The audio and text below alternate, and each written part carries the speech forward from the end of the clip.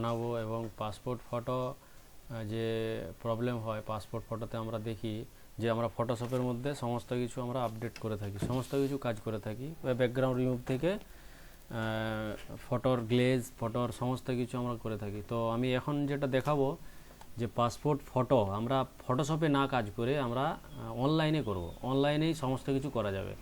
তাতে করে আপনাদের সুবিধা হবে ফটোটাকে খুব তাড়াতাড়ি করে পাসপোর্ট ফটো বের করতে। তো আমি এখন ওটা দেখাবো, এক সেকেন্ড। প্রথমে গুগল ক্রোম খুলবো, গুগল ক্রোমে গিয়ে এখানে লিখবো যে image enhancer, IMAGE image enhancer, যেমন এই যে চলে আসছে এখানে ইমেজ ইনহ্যান্সারে যে AI image enhancer and image upscaler আছে, এখানে আমি ক্লিক করব। ক্লিক করার সাথে সাথে এখানে আপলোড ইমেজ যে অপশনটা দেখাচ্ছে এইখানে আমি ক্লিক করব। ক্লিক করার পরে আমার যে ফটোটা যেই ড্রাইভে সেভ থাকবে সেই ড্রাইভে আমি নিয়ে নেব। যেমন আমার ডাউনলোডে আছে, আমি ডাউনলোড থেকে নিয়ে নিলাম। নিয়ে নেওয়ার পরে ফটোর যে গ্লেজ থাকবে সেই গ্লেজটা আমি এখন লাইভ দেখাবো। এই যে অরিজিনাল ফটো আর এটা হচ্ছে তারপরে ক্লিনের পরে যে ফটোটা আসছে এইটা দেখাচ্ছে। দেখুন ছবিটার কতটা গ্লেজ ফিরিয়ে আনছে। তো এইখানে আমি ফার্স্ট অফ অল আগে আমি ফটোটাকে ক্লিয়ারিটি করে নেব। ক্লিয়ারিটি করে এই ফ্রি ডাউনলোডের পাশে যে বক্সটা আছে এখানে PNG অ্যান্ড JPEG এই দুটোর মধ্যে যে কোনো একটা ডাউনলোড করতে পারেন।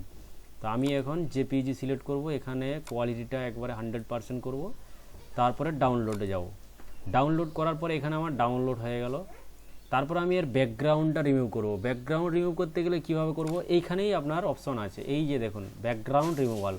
এই ব্যাকগ্রাউন্ড রিমুভালে ক্লিক করার সাথে সাথে এখানে আবার একটা আপলোড ইমেজের অপশন দেবে। তো এই আপলোড ইমেজে ক্লিক করে আমি আবার ওই ফটোটা যেটা আমি ডাউনলোড করলাম ক্লিয়ারিটিটা, সেই ইমেজটাকে আমি ক্লিক করে নেব। ক্লিক করার পরে এখানে ওপেন করে নেব। তারপরেই আমি দেখব যে আমার ওটা ক্লিয়ারিটিটা ইমেজটা আমার ব্যাকগ্রাউন্ডটা রিমুভ হয়েছে কিনা। এই যে রিমুভ হয়ে গেল। তারপরে এখানেই আমি ওটাকে ব্যাকগ্রাউন্ড রিমুভ করে আমি তার কালার চেঞ্জ করব। এখানে আমার পছন্দ মতো কালার আমি দিতে পারবো। এখানে একটা আমি কালার পছন্দ মতো চুজ করলাম। করার পরে ঠিক সেম প্রসেস JPEG PNG যে কোনো একটা আপনি ফরম্যাটে ডাউনলোড করতে পারেন। তো আমি এখন JPEG-তেই করে নেব। JPEG করলে একটা সুবিধা কি আছে, আমি ওই ফটোশপে গিয়ে ওটার আমি ব্যাকগ্রাউন্ডটা আরও চেঞ্জ করতে পারি। তো ডাউনলোড করলাম, ডাউনলোড করার পরে এখানে ফটোটা আমার ডাউনলোড হয়ে গেল। এরপরে যে স্টেপ আছে আমি এর পরের স্টেপটা দেখাবো।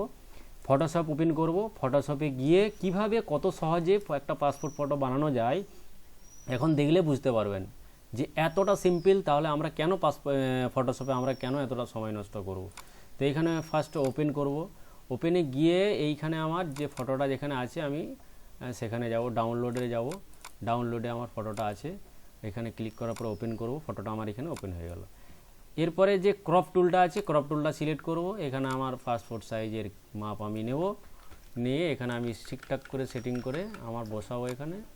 ব্যাস এন্টার মারবো, হয়ে গেল।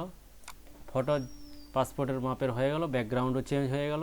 এরপর আমি যদি এইটা ব্যাকগ্রাউন্ড চেঞ্জ করবো বলি, তো এখান থেকে আমি ব্যাকগ্রাউন্ড চেঞ্জ করতে পারবো। এবং আরও একটা ব্যাপার হচ্ছে যে আমি এটাকে আরও গ্লেজিং একটু করতে চাই, চুলের একটু কালার দিতে চাই। তো সেইখানে কিভাবে দেব, এখানে ক্লিক করার পরে এই যে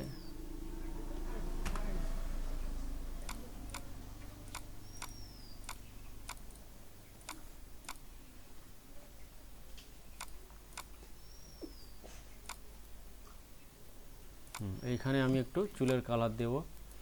এখানে আমার রেজুলেশন ব্রাশটা বাড়ানো কমানো আছে, এখানে আমি একটু বাড়িয়ে নেব ব্রাশটার সাইজটা। বাড়িয়ে নেওয়ার পরে আমি এখানটায় একে একটু কালারটা একটু করে দেব। এরপরে আমার মুখে যদি ফ্রেশ আরও লাগে আমি সেখানে ফ্রেশ করতে পারবো, এই জায়গাতেও ফ্রেশ করব, যেখানে যা লাগার আমি ফ্রেশ করতে পারবো।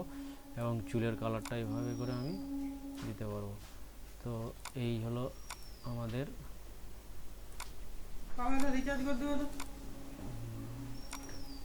এই যে কালারটা আমি এখানে দেখলাম, এই যে চুলের কালার আমি বাড়িয়ে দিলাম, ইচ্ছে মতো করে আমার করে নিতে পারবো। তো এই হচ্ছে আমাদের টিউটোরিয়াল।